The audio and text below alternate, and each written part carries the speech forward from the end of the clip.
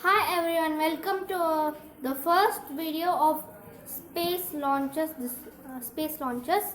So first, let's start up with Starship updates. First, Starship 20 and Booster 4 have been stacked and all engines have been placed. Ship 20 has gone through cryoproof and two static fire tests. Ship 21 is almost ready. It just needs the rear flaps and engines for stacking, and then they have to weld it.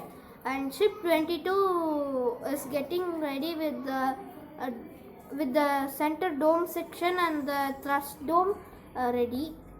Booster 5 is also almost ready with just engines and welding needed to be done and some other work. Booster 6 has some of its section ready. Here is a picture of a launch site. So we can see over here that there is Booster 4, and then we can see here Starship 20 and the fuel farm. The fuel tank farm, the GSC tank just needs 2 more shells to complete. Here's the view of the build site panorama. We can see that the Starship Booster 5 is over here. That's it for the Starship updates. Now we'll be moving on to launches this week. So at first, the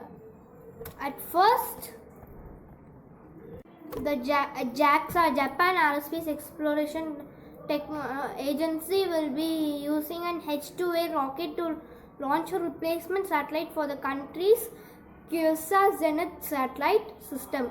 A regional GPS system dubbed QZS-1R. The satellite will lift off from the Tanegashima Space Center during a 1-hour launch window that opens at 10 p.m. EDT. And on October 27, a Russian Soyuz rocket will launch the Progress 79 cargo resupply spacecraft to the International Space Station. It will lift off from Baikonur Cosmodrome in Kazakhstan at 8 p.m. EDT. Astra will use its Rocket 3 to launch a test payload for the US Space Force and Space Test Program. It will lift off from the Pacific Spaceport Complex on Kodiak Island, Alaska during a 3.5-hour launch window that opens at 12 a.m. EDT.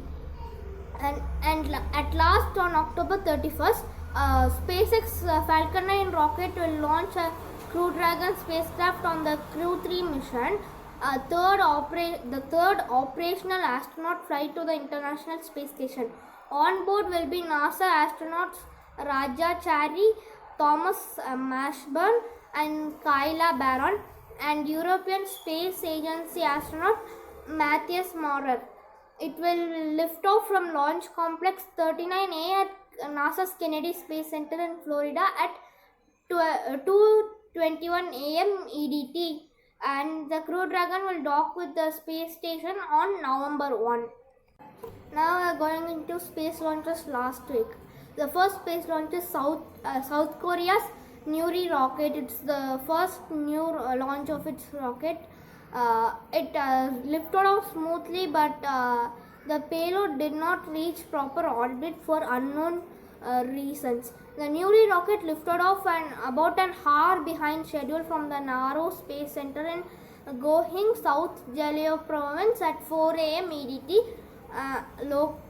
The country has been developing its second rocket design, also known as Korean Space Launch Vehicle 2, for more than a decade. South Korea's previous rocket Naro made its first successful launch in 2013 on the third attempt. Naro carried a 220-pound, 100-kilogram satellite on its Mysore launch. Nuri's mock satellite for this launch weighed 1.5 tons.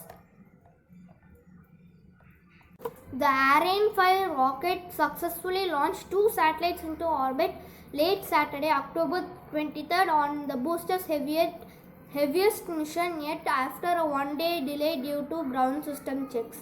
The French launch provider Arianespace launched the Ariane 5 rocket from Guyana Space Center in Kourou, French Guiana, tonight at 10:10 p.m. EDT.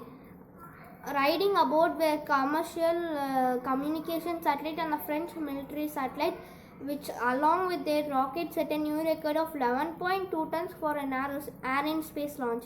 It was also the tallest Ariane 5 rocket to ever launch, coming in at nearly 5 feet taller than a typical 165-foot tall booster. And the US military launched 3 rockets from a NASA center to boost hypersonic weapons research. On Friday, NASA and the US Navy revealed the launches were part of the high operational tempo for hypersonic test program to evaluate new technologies for hypersonic weapons that can travel faster 5 times than the speed of sound. That's it for today's episode. See you next week.